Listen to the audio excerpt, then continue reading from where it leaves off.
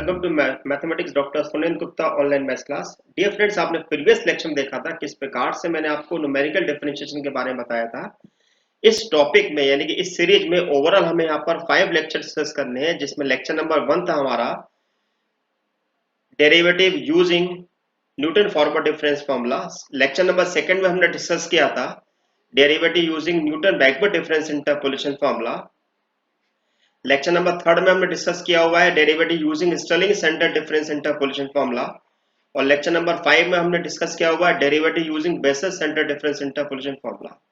आज ये हमारे पास इस सीरीज का ये लास्ट लेक्चर है। दिस इज लेक्चर नंबर 5, जिसका नाम है derivative using Newton divided difference and Lagrange interpolation formula for unequal interval. तो डियर फ्रेंड्स, अगर आपने मेरी वेबसाइट अभी तक विजिट नहीं की है तो वेबसाइट को विजिट कर लीजिएगा www.sonendragupta.blogspot.com और www.sonendragupta.com। इन वेबसाइट से आपको विजिट करने से बेनिफिट ये मिलेगा कि आपको प्रीवियस सेमेस्टर के आरजी पेपर के सॉल्यूशन मिलेंगे, साथ में आपको ई नोट्स मिलेंगे फ्री ऑफ कॉस्ट। तो वेबसाइट विजिट करना ना भूलिएगा। आइए स्टार्ट करते हैं कि आज का लेक्चर आउटलाइन क्या है। सबसे पहले हम बात करेंगे फ्लो चार्ट के बारे में। फ्लो चार्ट में हम आपको बताएंगे कि कौन कौन से मेथड इसके अंदर हम डिस्कस करने वाले हैं। देन उसके बाद हम बात करेंगे इंट्रोडक्शन ऑफ न्यूमेरिकल डिफरेंशिएशन, जो कि मैं आपको हर लेक्चर में आपको बताता हूं कि what is the meaning of the numerical differentiation. Third, उसके बाद हम बात करेंगे कि किन कंडीशन में या कौन से फॉर्मूला हमें किस क्वेश्चन में अप्लाई करना चाहिए। नेक्स्ट, इसके बाद हम बात करेंगे derivative of Newton divided difference and Lagrange interpolation फॉर्मूले के बारे में। देन उसके बाद हम कुछ प्रॉब्लम को सॉल्व करना सीखेंगे और बाद में आपको हम देंगे कुछ प्रैक्टिस प्रॉब्लम। तो आइए स्टार्ट करते हैं फ्लो चार्ट से। तो फ्लो चार्ट क्या है? Flow chart of numerical differentiation, जैसा कि हम जानते हैं कि इंटरपोलेशन जो होता है उसको हम दो भाग में डिवाइड करते हैं। Number 1, interpolation for equal interval. Interpolation for equal interval में हमारे को दो फॉर्मूले हमने डिस्कस कर चुके हैं। Number 1, Newton forward difference interpolation formula और number 2, Newton backward difference interpolation formula. Then इसके बाद हम सेंटर डिफरेंस इंटरपोलेशन फॉर्मूले के अंदर भी हम दो फॉर्मूले यहाँ पर हमने डिस्कस किए हुए हैं। नंबर 1 हमने Stirling centre difference interpolation formula, then उसके बाद Bessel centre difference interpolation formula. जब इंटरपोलेशन के सेकंड पार्ट की हम बात करते हैं तो इंटरपोलेशन फॉर अनइक्वल इंटरवल यहाँ पर आता है। और अनइक्वल इंटरवल के अंदर हमारे पास दो फॉर्मूले होते हैं। नंबर 1, लेग्रांजे इंटरपोलेशन फॉर्मूला और Newton divided difference interpolation formula. तो डियर फ्रेंड्स, अगर आपने मेरे प्रीवियस 4 लेक्चर अभी तक नहीं देखे हैं तो डोंट वरी, कोई दिक्कत वाली बात नहीं है। आप लेक्चर के डिस्क्रिप्शन बॉक्स में जाएंगे, वहां पर आपको उसकी लिंक मिल जाएगी न्यूमेरिकल डिफरेंशिएशन के बेसिस पर। तो आइए बात करते हैं इंट्रोडक्शन ऑफ न्यूमेरिकल डिफरेंशिएशन। अब आपके दिमाग में हमारे पास ये आ रहा होगा कि न्यूमेरिकल डिफरेंशिएशन किसे कहते हैं। तो देखिए, जनरली होता है क्या है हमारे पास कि जब भी अगर हम डिफरेंशिएशन की अगर हम बात करते हैं तो यहाँ पर आपके पास जो होते हैं फंक्शन दिए रहते हैं और उस फंक्शन के बेसिस पे हम यहाँ पर फंक्शन का डेरिवेटिव इवेल्युएट करते हैं। लेकिन जब न्यूमेरिकल डिफरेंशिएशन की जब हम बात करते हैं तो न्यूमेरिकल डिफरेंशिएशन में आपका फंक्शन आपका यहाँ पर नहीं रहता है। उस फंक्शन की जगह आपको एक टेबल दी रहती है। उन टेबल की हेल्प से असाइंड वैल्यू पर हमें डिफरेंशिएशन इवेल्युएट करना होता है। यहाँ पर ये डिफरेंशिएशन जो होते हैं वो हमारे पास first derivative, second derivative, third derivative हमसे पूछे जा सकते हैं। तो जब भी अगर हम यहाँ पर न्यूमेरिकल डिफरेंशिएशन की बात करेंगे तो हमारे दिमाग में ये चीज होगी कि numerical differentiation is the process of calculating the value of the derivative of a function at some assigned value of x from the given set of values which called the xi yi। Okay, अब आपको समझ में आ गया what is the meaning of the numerical differentiation. To compute dy by dx, we first replace the exact relation y equal to f of x by the best interpolating polynomial and y equal to phi of x, then differentiate the latter as many times as we desire. The choice of interpolation formula to be used will depend on a assigned value of x at which dy by dx या d2y by dx square is required। कहने का मतलब हमारे पास ये है कि जब भी अगर हमें न्यूमेरिकल डिफरेंशिएशन की हेल्प से अगर हमें डेरिवेटिव निकालना होता है किसी असाइंड वैल्यू की हेल्प से, तो वहां पर हम यहाँ पर बेस्ट इंटरपोलेटिंग पॉलिनोमियल फॉर्मूला यहाँ पर अप्लाई करते हैं। अब आपके मन में सवाल ये उठ रहा होगा कि हम कैसे पता लगाएं कि वो बेस्ट इंटरपोलेशन फॉर्मूला क्या होगा। डोंट वरी, उसका भी हमारे पास जवाब है। तो आइए देखिए next, choice of interpolation formula for numerical differentiation. जो चॉइस होती है न्यूमेरिकल डिफरेंशिएशन की वो हमारे पास कुछ पॉइंट पर बेसिस होती है। अगर अब ये पॉइंट अगर आपको अच्छी तरह से याद है तो आपको किसी भी प्रकार की कोई दिक्कत नहीं होगी। नंबर वन, आप सबसे पहले चेक करिए कि जो वैल्यू आपको दी हुई है यानी कि जो आपको क्वेश्चन दिया हुआ है उसमें जो आपका आर्गुमेंट यानी कि इंडिपेंडेंट वेरिएबल है क्या वो इक्वल स्पेस है कि नहीं है। अगर आपका वो आर्गुमेंट अगर इक्वली स्पेस है तो उसके बाद देखिए कि जो आपको असाइन वैल्यू दे रखी है यानी कि x इक्वल टू ए जो हमें दे रखा है उस x इक्वल टू ए का नेचर क्या है। यदि उस x इक्वल टू ए का nature near the beginning of the table, near the beginning of the table का मतलब हमारे पास ये है कि यदि आपकी x इक्वल टू ए यानी कि जो असाइंड वैल्यू है अगर वो आर्गुमेंट के फर्स्ट आर्गुमेंट से मैच करती है या फर्स्ट आर्गुमेंट के पास है तो ऐसी कंडीशन में आपको न्यूमेरिकल डिफरेंशिएशन के अंदर न्यूटन का forward difference interpolation formula apply करना चाहिए। नंबर टू, अगर वही असाइंड वैल्यू अगर आपका near the ending of the table हमारे पास आ रही है यानी कि वो लास्ट आर्गुमेंट के कोरस्पॉन्डिंग में हमारे पास आ रहा है तो ऐसी कंडीशन में हमें यहाँ पर न्यूटन का backward difference interpolation formula apply करना चाहिए।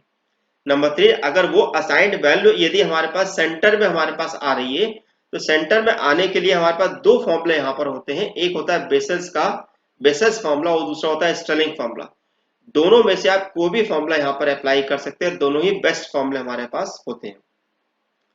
नेक्स्ट होता है इसके बाद अगर हमारे पास अगर x इक्वल टू ए, अगर x इक्वल टू ए अगर हमारे पास अनइक्वल इंटरवल में है, अनइक्वल इंटरवल में है यानी कि हमारे पास जो आर्गुमेंट्स हैं वो इक्वली स्पेस ना हो तो ऐसी कंडीशन में हम यहाँ पर दो फॉर्मूले अप्लाई कर सकते हैं जो कि लेग्रांजे इंटरपोलेशन फॉर्मूला होगा और Newton divided difference interpolation formula होगा। तो आज हम इन्हीं क्वेश्चन के बारे में यहाँ पर हम बात कर रहे हैं। तो देखिएगा कि आज हम इनको किस प्रकार से सॉल्व करते हैं। तो आइए स्टार्ट करते हैं आज का लेक्चर। तो Newton divided difference interpolation formula for unequal interval. तो आपको याद होगा कि हमने इंटरपोलेशन के अंदर आपको इस फॉर्मूले के बारे में बताया हुआ है। तो फॉर्मूला कुछ हमारे पास इस प्रकार से है। फॉर्मूला हमारा है f of x equal to f of x0 x minus x0 and is called the f of x0 x1। ये हमारा कहलाता है first divided difference x minus x0 x minus x1 and f of x0 x1 x2।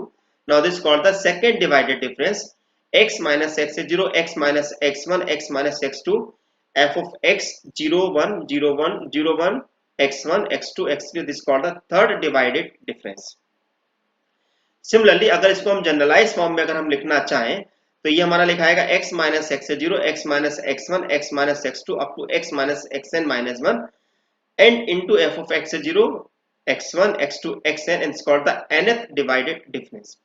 ध्यान दीजिएगा हम चाहें तो यहाँ पर f of x0 x1 को हम चाहें तो यहाँ पर सिंपली यहाँ पर इस तरीके के नोटेशन को भी हम यहाँ पर यूज कर सकते हैं इस तरीके से। तो ये भी हमारे पास सफिशिएंट। अगर हम इसको यूज करना चाहें तो हम इसको यूज कर सकते हैं this is the second divided difference delta 2 by 0। और अगर हम इसको यूज करना चाहें तो ये हमारा यूज हो सकता है this is the third divided difference this is by 0। Okay, और अगर हम इसको यूज करना चाहें तो ये हम इसको यूज कर सकते हैं this is this is the nth divided difference y of 0। Okay, तो हम यहाँ पर चाहें तो इन नोटेशन को हम कुछ इस प्रकार से भी लिख सकते हैं। आई होप आपको समझ में आ गया होगा what is the meaning of the Newton divided difference interpolation formula. Okay, next हम बात करते हैं Lagrange difference interpolation formula for unequal interval. इस फॉर्मूले को भी हम यहाँ पर अनइक्वल इंटरपोलेशन में डिस्कस कर चुके हैं। लेकिन जब हम डेरिवेटिव की अगर हम बात करते हैं तो डेरिवेटिव में हमें कुछ ज्यादा कुछ करना नहीं है। पहले इन फॉर्मूले को हमें यहाँ पर लिखना है और फॉर्मूला लिखने के बाद हमें यहाँ पर इसका एक पॉलिनोमियल फंक्शन बनाना है। पॉलिनोमियल फंक्शन बनाने के बाद हमें उस फंक्शन को डिफरेंशिएट कर देना है। जैसे उस फंक्शन को डिफरेंशिएट करेंगे तो जो हमें असाइंड वैल्यू दे रखी है उस असाइंड वैल्यू को हमें यहाँ पर x की जगह रख देना है और सिंपली हमें वैल्यू को कैलकुलेट करना है जो कि बहुत आसान है। तो यदि हम लेग्रांजे इंटरपोलेशन फॉर्मूले के बारे में अगर हम बात कर रहे हैं तो हमारा फॉर्मूला होगा फर्स्ट टर्म यानी कि आप ध्यान रखेंगे फर्स्ट टर्म हम x नॉट के लिए लिख रहे हैं तो आप देखेंगे कि न्यूमरेटर से आपका x नॉट मिसिंग है यानी कि x minus x1 x minus x2 x minus xn होगा और डिनोमिनेटर के अंदर सारी वैल्यू जो होंगी वो x नॉट से माइनस होगी यानी कि x not minus 1 x not minus 2 x not minus xn।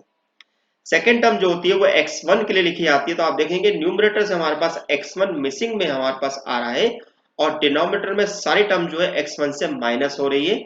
Third term जो लिखते हैं हम x2 के लिए लिखते हैं तो x2 में आप देखेंगे कि न्यूमरेटर से आपका x2 मिसिंग है यानी कि x minus x0 x minus x1, x minus x3 और x माइनस xn है, और डिनोमिनेटर के अंदर सारी वैल्यू जो है x2 से माइनस हो रही है। अगर इसी प्रकार यदि हम xn के लिए लिखना चाहते हैं तो न्यूमरेटर से हमारे पास xn हमारे पास मिसिंग में होगा, और डिनोमिनेटर के अंदर सारी वैल्यू जो होगी xn से माइनस होगी। आई होप आपको समझ में आ गया होगा कि हम न्यूटन डिवाइडेड डिफरेंस फार्मूला और लैग्रैन्ज इंटरपोलेशन फार्मूला कैसे अप्लाई होते हैं।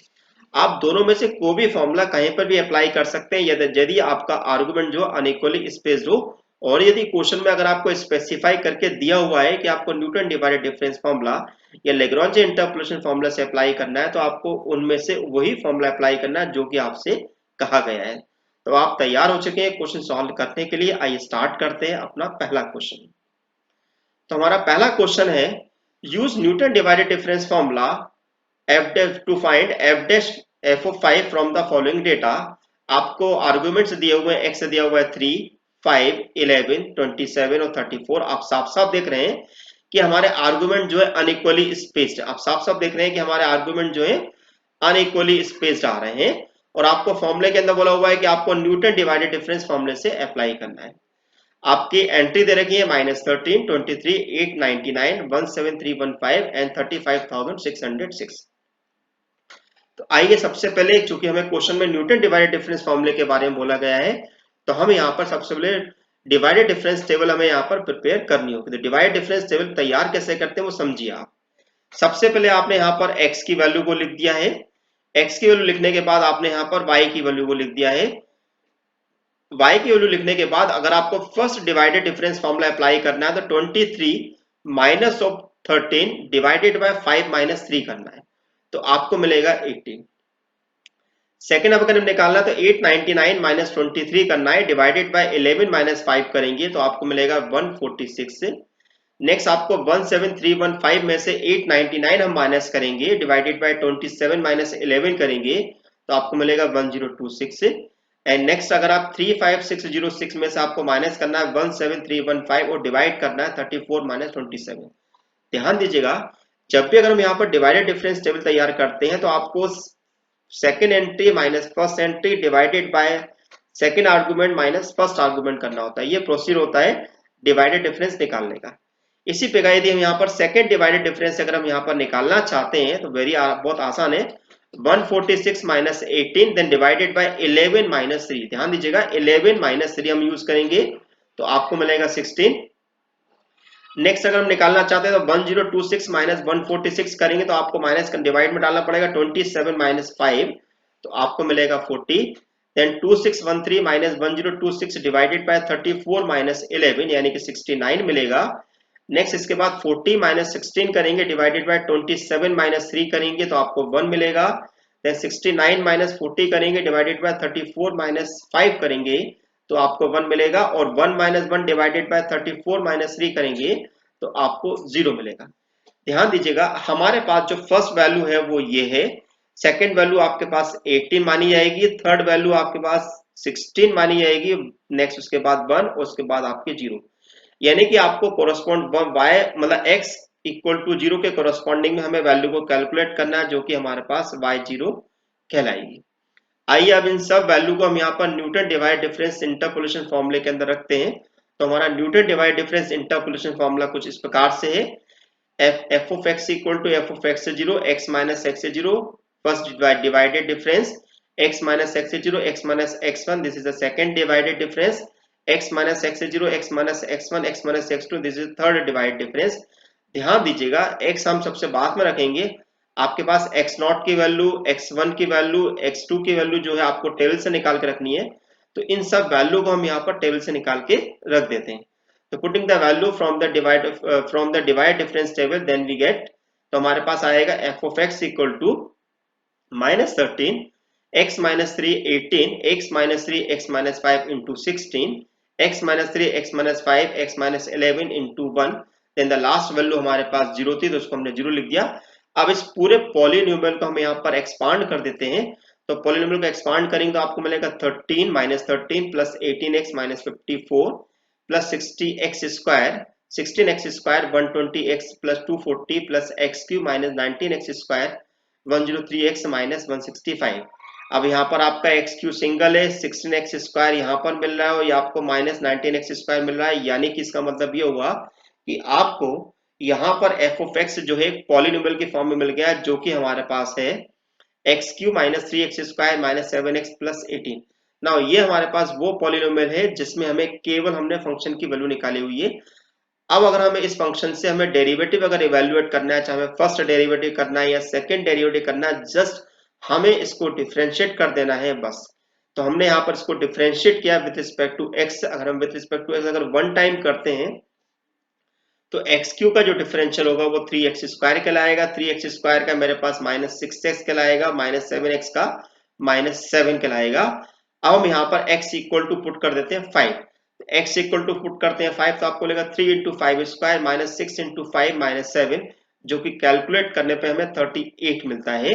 तो आपका ये फाइनल आंसर कहलाएगा। तो डिफरेंट क्वेश्चन बहुत आसान है, क्वेश्चन को बस आपको प्रैक्टिस करनी है और कुछ नहीं। आइए इसी में हम एक क्वेश्चन और समझते हैं, जिससे कि आपको और बेहतर तरीके से समझ में आएगा कि न्यूटन डिवाइड डिफरेंस फॉर्मूले को हम किस प्रकार से अप्लाई करते हैं। आइए हमारा सेकंड क्वेश्चन है, find the first and second derivative of the function at x equal to 3 by using the Newton divide difference formula. आपको x दिया हुआ है 0 1 4 5 7। आप साफ साफ देख सकते हैं कि यहाँ पर 0 1 4 5 7 जो है अनइक्वली स्पेस्ड है। तो अब चूंकि हमें क्वेश्चन में न्यूटन डिवाइड डिफरेंस फॉर्मूला अगर हमसे बोला गया है, इसका मतलब ये है कि आपको यहाँ पर डिवाइडेड डिफरेंस टेबल आपको यहाँ पर प्रिपेयर करनी होगी। तो सबसे पहले हम यहाँ पर x की वैल्यूज को यहाँ पर रख देंगे, उसके कॉरस्पॉन्डिंग में y की वैल्यू को रखेंगे।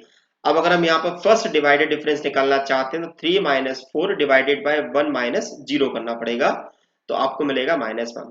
देन उसके बाद 120 माइनस 3 डिवाइडेड बाय 4 माइनस 1 करेंगे तो आपको मिलेगा 39।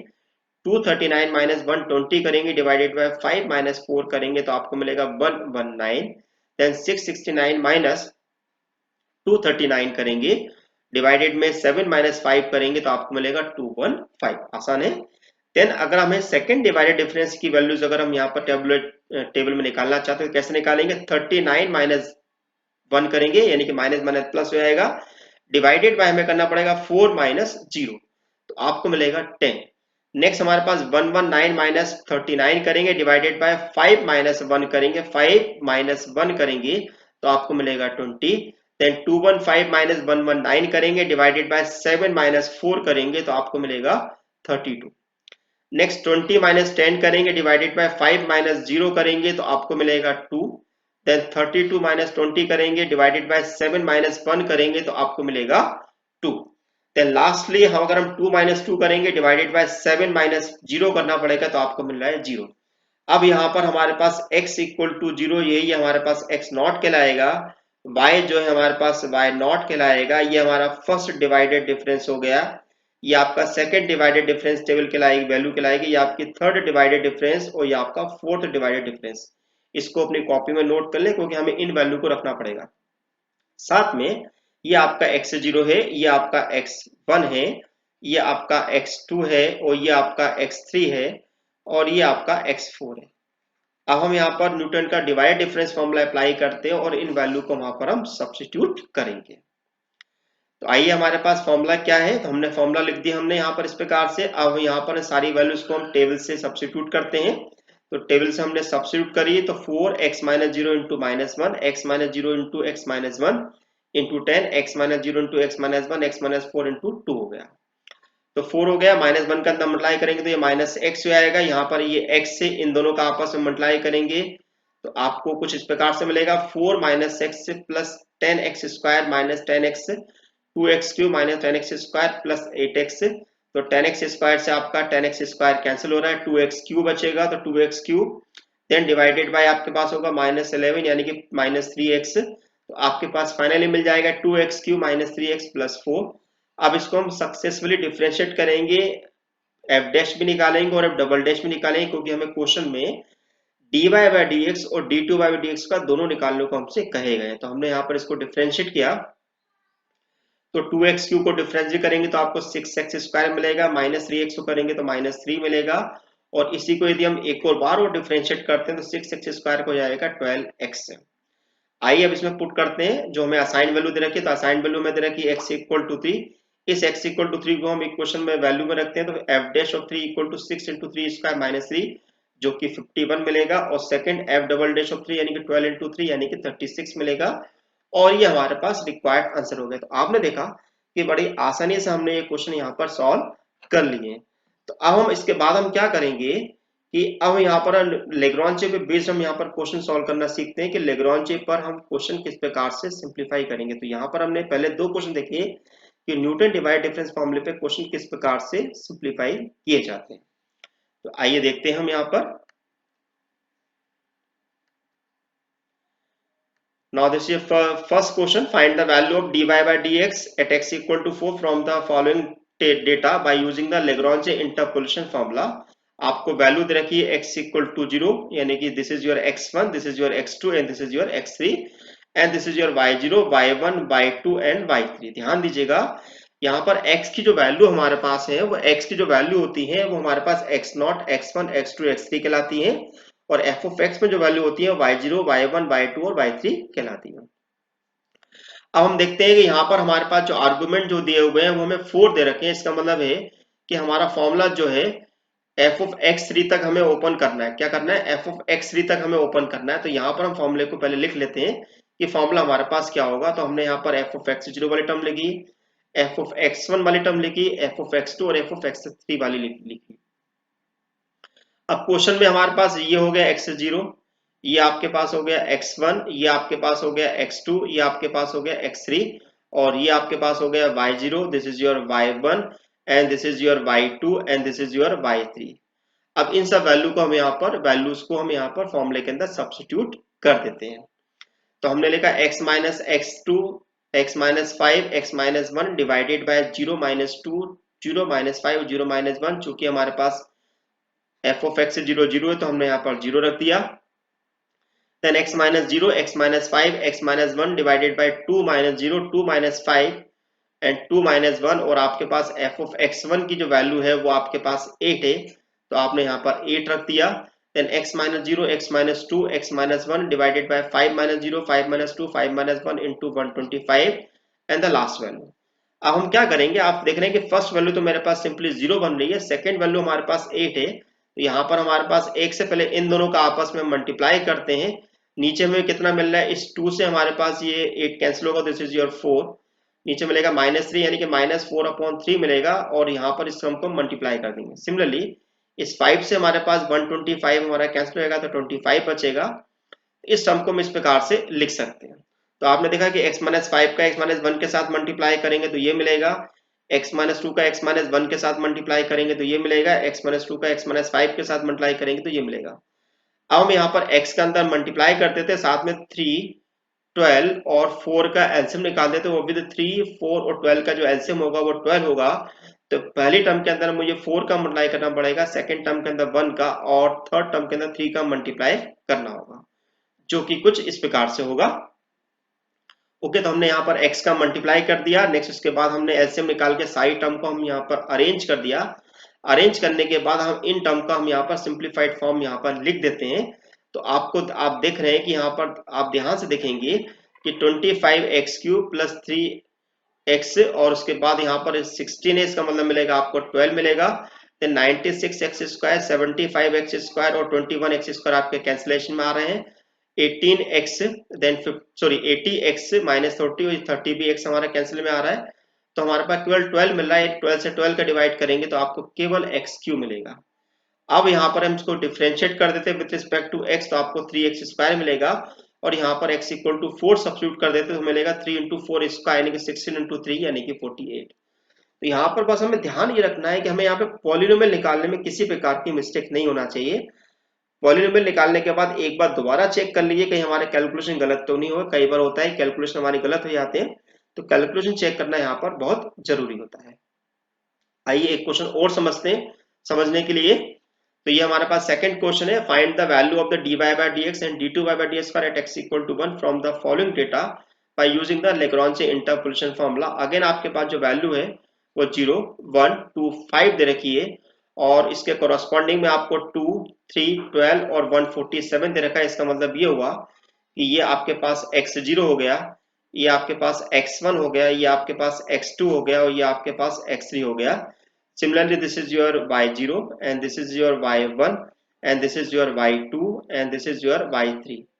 ओके, अब यहाँ पर अपने फॉर्मूले को हम यहाँ पर लिख लेते हैं। तो ऑब्वियसली हमें इस बार भी फॉर्मूला जो है x3 तक ओपन करना है, यानी कि f of x3 तक हमको ओपन करना है। तो हमने फॉर्मूले को लेगा। फॉर्मूला याद करना बहुत आसान है, जैसे कि मैंने आपको अभी बताया।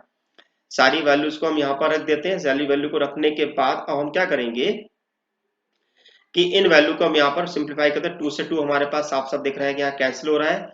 यहाँ पर हमारे पास कैंसिलेशन में नहीं आ रहा है। यहाँ पे 2 से और से हमारे पास मिलेगा, दिस इज योर 6 और 3 से भी हम देखेंगे तो यहाँ पर 2 मिल जाएगा हमें। और यहाँ पर ये वैल्यू कैलकुलेशन में नहीं आ रही है, तो हमारे पास कुछ इस प्रकार से टर्म हमें मिल रही है।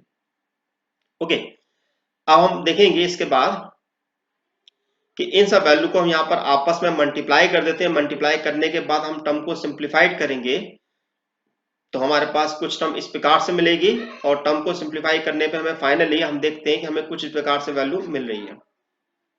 आप आराम से ये वैल्यू कैलकुलेट कर सकते हैं। कैलकुलेट करने में आपको जरा सी परेशानी नहीं आएगी। इसे मैंने फुल लेंथ में यहाँ पर सोल्यूशन सॉल्व किया हुआ है। अब 20 से अगर हम डिवाइड करते हैं तो आपको मिलेगा x³ + x² - x + 2। अब इसको हम सक्सेसफुली डिफरेंशिएट करेंगे, f' भी निकालेंगे और f" भी निकालेंगे। तो f' निकाला 3x² + 2x - 1 होगा और f" निकालेंगे तो 6x + 2 होगा। अब यहाँ पर हम x = 1 रख रहे हैं, तो x = 1 रखेंगे तो 3 × 1² + 2 × 1, यानी कि आपको मिलेगा 4 और f"1 निकालेंगे तो आपको मिलेगा 8। This is your required answer. तो यहाँ पर मैंने कुल मिला के आपको 4 क्वेश्चन सॉल्व कराए हुए। इन 4 क्वेश्चन को सॉल्व करने के बाद भी अगर आपको किसी प्रकार की कोई दिक्कत आती है तो लेक्चर को पहले रिवाइंड करके देखिएगा और आपको लेक्चर कैसा लगा है मुझे जरूर बताइएगा। लेक्चर कमेंट बॉक्स में लिखना ना भूलिएगा। कुछ यहाँ पर मैंने आपको क्वेश्चन प्रैक्टिस करने के लिए दिए हुए हैं। यहाँ पर मैंने 2 क्वेश्चन दिए, एक न्यूटन डिवाइडेड डिफरेंस फॉर्मूले के ऊपर और दूसरा मैंने क्वेश्चन दिया हुआ है आपको लैग्रांज इंटरपोलेशन फॉर्मूले पे बेस्ड। इन दोनों क्वेश्चन को सॉल्व करिएगा। और अगर आप मेरी इंजीनियरिंग मैथमेटिक्स 2 की बुक अगर परचेस करना चाहते हैं तो www.dhanpatraybooks.com से परचेस कर सकते हैं। और यदि मुझसे आप पर्सनली जुड़ना चाहते हैं तो मेरे टेलीग्राम ग्रुप से जुड़ सकते हैं। इसके इनविटेशन लिंक जो है आपको डिस्क्रिप्शन बॉक्स में दे रखी है। साथ में यदि आप मेरे व्हाट्सएप ग्रुप से भी जुड़ना चाहते हैं तो व्हाट्सएप ग्रुप की लिंक भी दे रखी है।